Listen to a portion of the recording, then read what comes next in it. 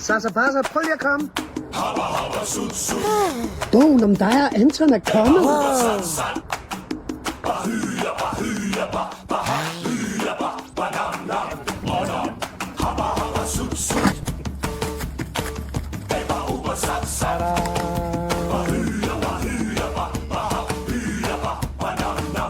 Tillykke til os.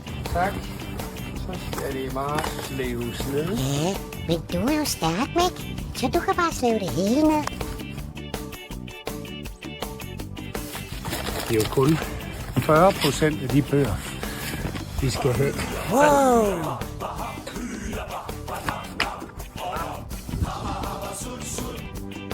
Mick, vil du ikke nok læse lidt? Anton! Anton! Hvad var det for en irriterende tosse, der råbte på Anton hele tiden?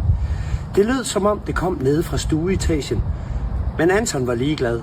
Han lå lige så dejligt under dynen og drømte om solskin og hindbærsnitter. Så starter bogen. Og så er der masser af sider med tegninger på alle siderne. Wow. 12. oktober kan du selv læse bogen.